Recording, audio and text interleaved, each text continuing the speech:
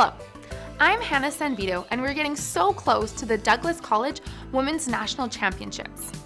Throughout each video, be sure to keep an eye out for a hidden letter for a chance to win a prize. More details at the end of the video. Today, we're lucky to have Mari Klassen, who is the captain of the Canadian National Deaf Volleyball Women's Team. Mari has been playing on Team Canada for 12 years and has competed in 2 Olympics. Mari has a master's in sign language education and is currently a sign language instructor at Vancouver Community College. I think you'll enjoy her thoughts. Wow, I mean, it's been just a wonderful experience for me. Going to the Deaf Olympics, not just being involved in the Deaf Olympics, but being at a Deaf international event, the World Championships or the Pan Am Games, really just any of those huge events just really gives me the opportunity to, feel like everything is just completely natural and normal. As far as competitions, there's no barriers there. I don't feel that I'm different from anyone else.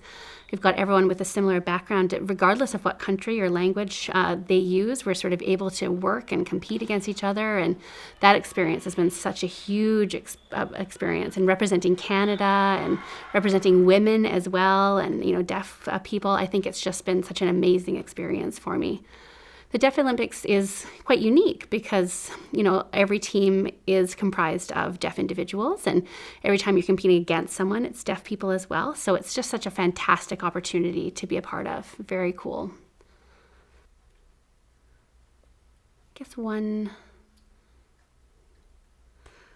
I think nothing can stop anyone, just absolutely nothing.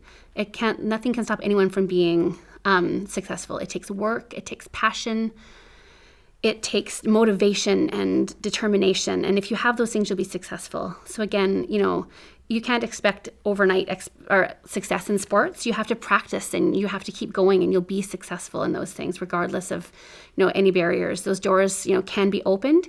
You just have to find a way and get through there, and you'll find your success. And that's something I learned, especially as a deaf person, facing a lot of barriers, again, not having interpreters and having that wonderful support from my parents who really, knew that this was a huge important thing for me. And, being accepted into Gallaudet University, I had a deaf coach finally and was able to really have access to clear communication. And, it just takes time. Sometimes it takes time, but at the end you'll have the success that you were looking for. As far as advantages to being a deaf person, oh, absolutely. I think people really don't realize that there are certainly a lot of advantages to being deaf, really on any team. One of the biggest parts is fans. I mean, some of the fans are just completely wild, and I don't hear them. So I really just focus on the game. That's a huge advantage for me, not to be distracted by that. And then, sometimes you can sort of sign secretly, like in code, and other teams won't understand what you're saying. So, for example, internationally, in some of those competitions, we'll be competing with someone who can sign and knows our same language. And so, all of a sudden we're like, oh, I sort of have to hide what we're saying, as opposed to on a hearing team. So like at Gallaudet University, everyone was deaf, but we would go against hearing teams. And so we would be able to sign, and they would have no idea what we were talking about. So they wouldn't be in on our secrets, and they wouldn't be able to hear what was going on.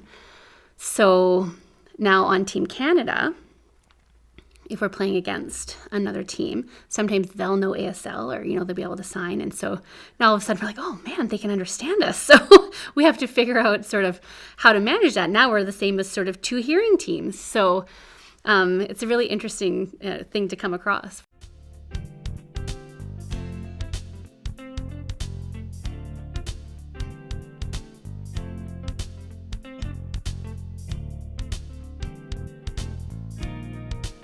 I guess, I think maybe more scholarships would be a huge help.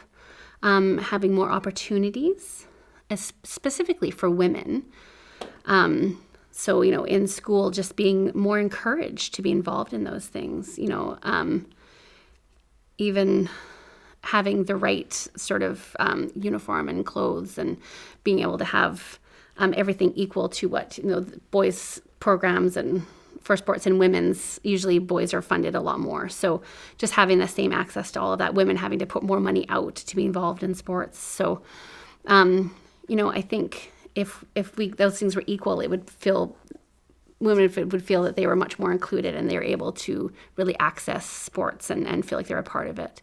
Again, it helped me with university. I didn't have to have as much money for tuition and certain things, and that was a huge stress, and it could be for a lot of people like myself who go to university. So I was so lucky to have some scholarships. Some weren't necessarily related to sports, but there's certainly that stress to work and budget and try and have enough money for everything. It's really mentally exhausting to have to worry about all those different things. So I think societally, if it was more equal, people would be more inclined to be involved. Thank you, Mari, for all you do in the community. To support more women in leadership and sport, come join us at the first Royals game at the Percy Perry Stadium in Coquitlam on November 7th at 5 p.m. Today, we gave you the 5th letter of the puzzle. Remember to bring your solved answer to the main entry gate at the Royals' first game for a chance to win a prize at halftime.